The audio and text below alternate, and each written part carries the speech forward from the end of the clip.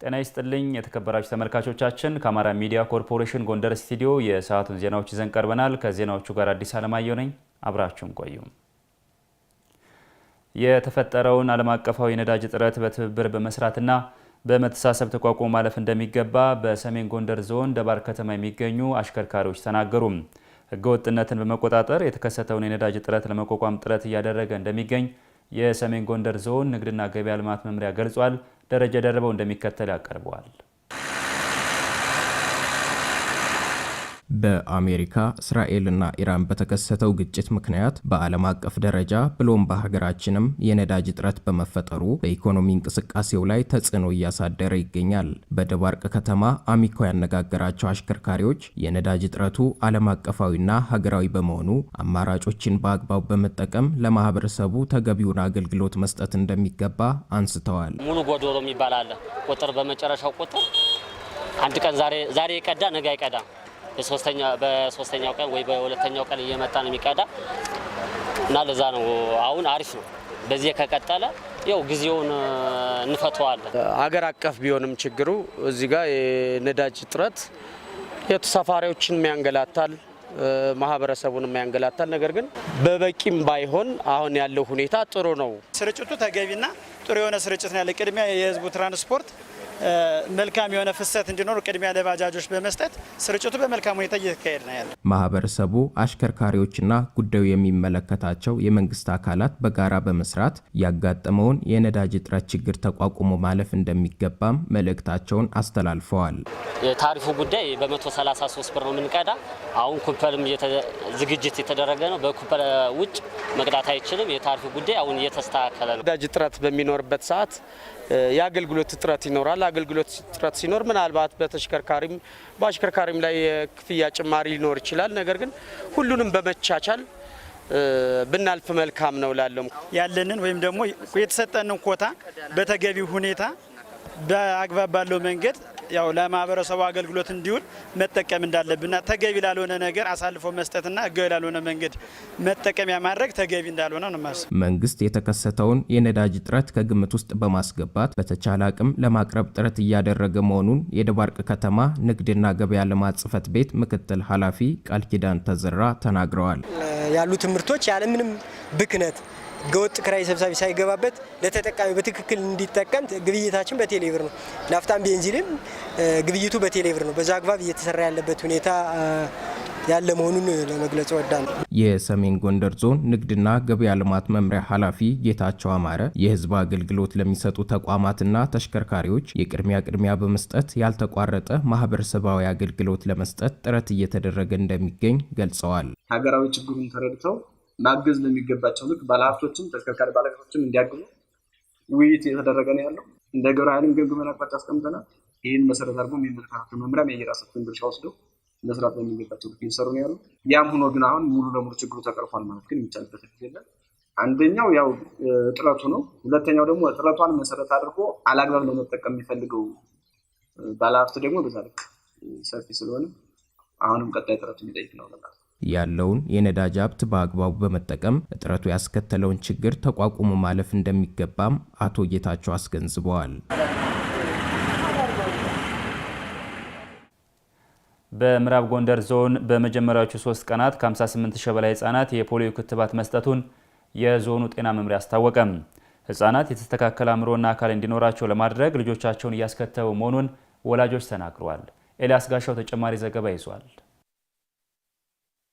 ወይዘሮ አያሊት ታየውና ጦይባ አህመድ የገንዳዋ ከተማ ነዋሪዎች ናቸው። ወላጆች ልጆቻቸውን የፖሊዮ ክትባት በቤታቸው እያስከተቡ ነው ያገኘናቸው። ወላጆች ከዚህ በፊት የፖሊዮ ክትባት ልጆቻቸውን በማስከተባቸው ልጆቻቸው ጤናማ እንዲሆኑ እንዳገዛቸው ጠቅሰው ሌሎች ወላጆች ጥቅሙን በመረዳት ልጆቻቸውን እንዲያስከትቡም አሳስበዋል። ፖሊዮ ክትባት ችግራቸው ሽባ እንዳይሆን በየቤታችን እየመጡ እያስከተቡ ነው። በየቤታችን ልፋት ድካም የለውም፣ እየመጡ እየከተቡልን ነው። እግራቸው ሽባ እንዳይሆን እጃቸው ሽባ እንዳይሆን ጥቅም አለው ተብለን ክትባታችን በስነ ስርዓት አስከትበናል። ህጻናት አብዛኛውን ጊዜ በሽታን የመቋቋም አቅማቸው ዝቅተኛ በመሆኑ ለፖሊዮ በሽታ ተጋላጭ እንዳይሆኑ የፖሊዮ ክትባት እየተሰጣቸው መሆኑን የገንዳዋ ከተማ ጤና ኤክስቴንሽን ባለሙያ ጮማ ጌቴ ገልጸው ህጻናትም አጥንታቸው እንዳይልፈሰፈስ ክትባቱ ያግዛቸዋል ነው ያሉት። እነዚህ ህጻናት የመቋቋሚያ ስላላቸው ያው ቅድሚያ ከ5 ዓመት በታች ላሉ ህጻናት ይሰጣል ነው። ጤነኛ ሆኖ ያድጋሉ፣ ለትምህርታቸው፣ ለቀጣይ ለማህበራዊም ለኢኮኖሚያዊ ህይወታቸው ደህና ሆኖ ያድጋሉ ማለት ነው። ከዚህ በሽታ ይጠበቃሉ እነዚህ ህጻናት ተከትበው ካደጉ።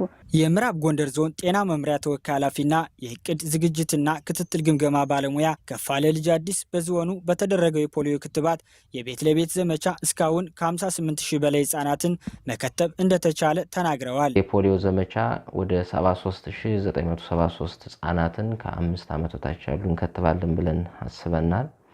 እነዚህም ውስጥ እንግዲህ ወደ 58050 የሚሆኑት በሶስተኛ ቀኑ እንግዲህ ወደ 78% አካባቢ መድረስ ችለናል ማለት ነው። ክትባቱ በመሰጠቱ ህጻናት ጤናቸው እንደሚጠበቅና የፖሊዮ በሽታ ተጋላጭነትን ለመከላከል እንደሚያግዝ ተወካይ ኃላፊው ተናግረው ክትባቱ በሁሉም ቀበሌዎች ተጠናክረው እየተሰጠ ነው ብለዋል። ማህበረሰቡን ጤናውን የሚያበለጽግበት ልጆች ህጻናት እንግዲህ የተጠበቀ አእምሯቸው ብሩህ የሆነ አካላቸው የተስተካከለ ህጻናትን የምንፈጥርበት ሁኔታ ነው ማለት ነው። የፖሊዮ እንግዲህ እኛ ባለን እንግዲህ ዞናዊ መረጃ መሰረት ሁሉም ቀበሌዎች ላይ አገልግሎቱ እየተሰጠ ክትባት ዘመቻው በጥሩ ሁኔታ እየሄደ ያለበት ሁኔታ አለ። ሁሉም ወላጅ በቀሪ ቀናት ልጆቻቸው እንዲያስከትቡ አቶ ከፋለ መልእክት አስተላልፈዋል።